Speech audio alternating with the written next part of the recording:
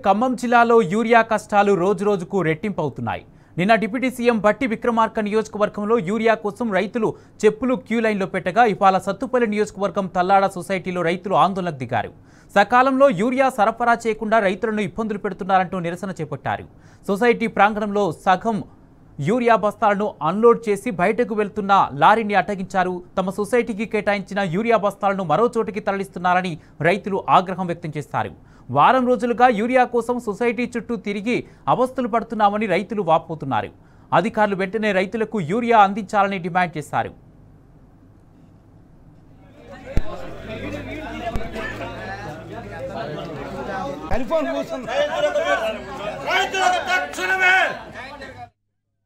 బయటికి పంపించే యూరియా నల్ల బజారుకు పంపిస్తున్నారా, ఇంకొక సాటికి పంపిస్తున్నారా అనేది ఇదమద్దంగా ఉంది.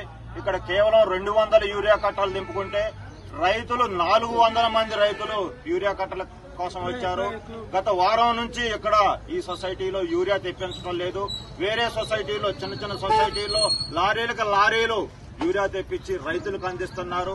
ఇక్కడ వేల ఎకరాల రైతాంగం ఇప్పుడు పైర్లు వేసి ఈ మందు కట్టల కోసం ఎదురు చూస్తున్నారు.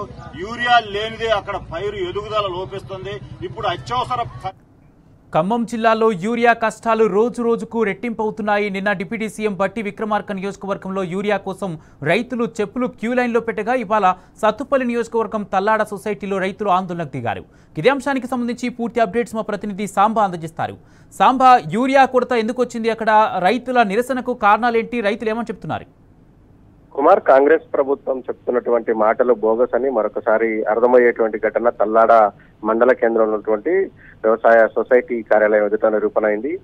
దాదాపు వారం రోజులుగా యూరియా కోసం రైతులు ఇబ్బందులు పడుతున్నట్టుగా అక్కడ స్థానిక రైతు నాయకులు కూడా చెప్తా ఉన్నారు. 400 మంది పైచిలకు రైతులు ఒక్కసారిగా తల్లాడ సొసైటీ కార్యాలయం దగ్గరికి రావడంతో కొద్దిసేపు ఉద్రిక్త వాతావరణం నెలకొందని చెప్పుకోవాలి. తల్లాడ సొసైటీ చాలా పెద్ద సొసైటీ ఖమ్మం జిల్లాలో. ఆ సొసైటీ కింద 1000 మంది రైతులు వ్యవసాయం చేస్తున్నటువంటి పరిస్థితి. అక్కడ నుంచి సొసైటీ కార్యాలయం నుంచి యూరియా సరఫరా చేస్తున్నటువంటి నేపథ్యంలో ఇప్పుడు వ్యవసాయ పనులు ఊపందుకోవడం, కొత్త వర్షాలు కురడంతో యూరియా పెద్ద ఎత్తున రైతులకు అవసరమైందనేటువంటి డిమాండ్ వినిపిస్తుంది. ఆ నేపథ్యంలోనే గత వారం రోజులుగా యూరియా కోసం రైతులు తల్లాడ సొసైటీ కార్యాలయం చుట్టూ ప్రదక్షిణలు చేస్తున్నారు. తిరిగి యూరియా స్టాక్ లేదని చెప్పడంతో ఇంటికి వెళ్లిపోతున్నారు.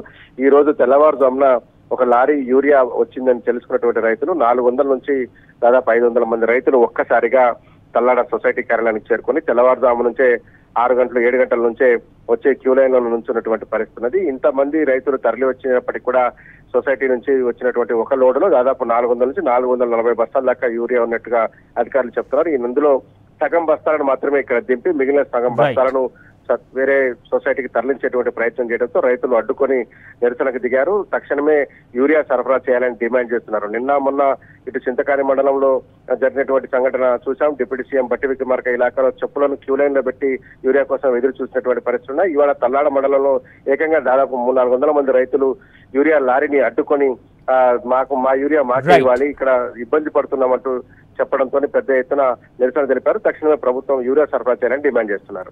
Right, thank you Sambasivarao.